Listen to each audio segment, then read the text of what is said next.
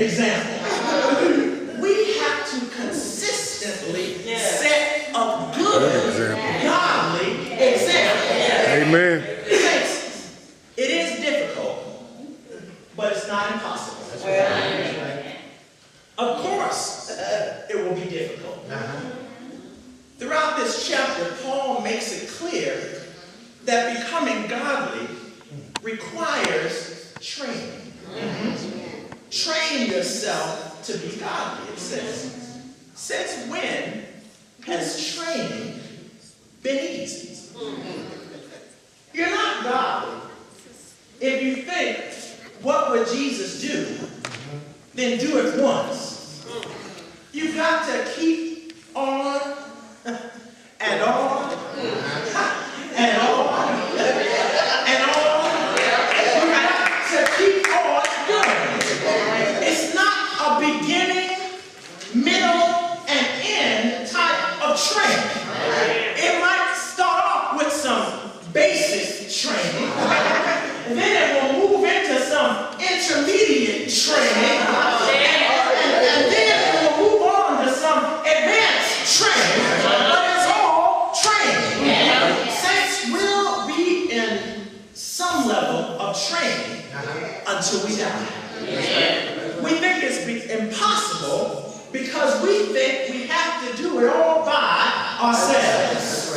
We think we can't do it because we're relying on what it says on our resume. We think it's not even worth the effort. We know what we've done and said, how we've done it, how we said it, and to whom we've done it to, and what we said, and how we did it, and all those things. Isn't that right? But just when we've begun to drown ourselves in our own pity party, just when we assume that our attempts at holiness are a joke to those who know us better, just when we accept the position of being lost, left, and all alone, along comes Jesus. One day when I was lost, he died upon the cross.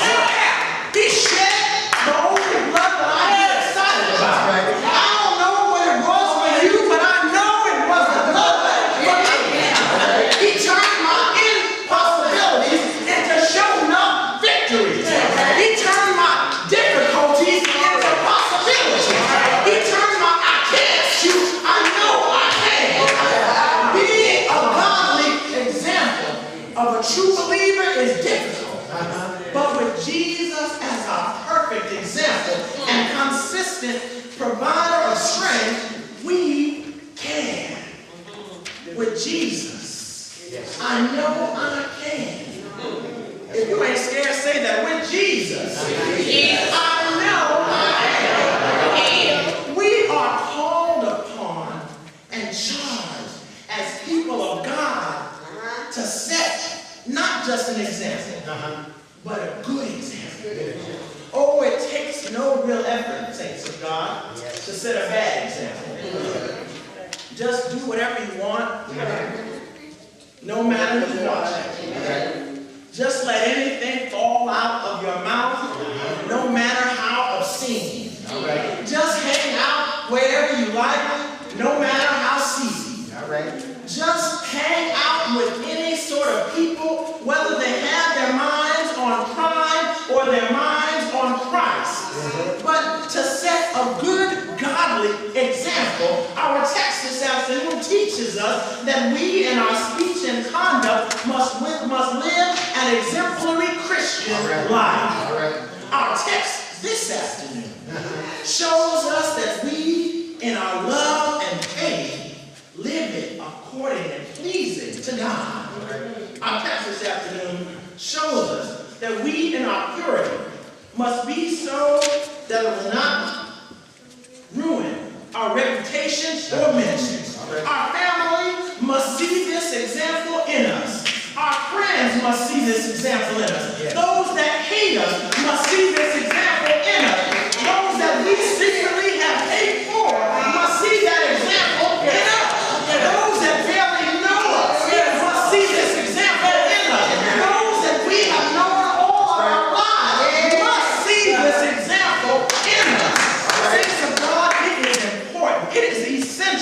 for us to set a good example. Not just any old, tired, pitiful, rugged, messed up example. All right? Because that's easy. We are supposed to set a good example for our family, for our friends, for our neighbors, for our community, for our world, so that God will see in us that good and pleasant thing. Yes. Amen.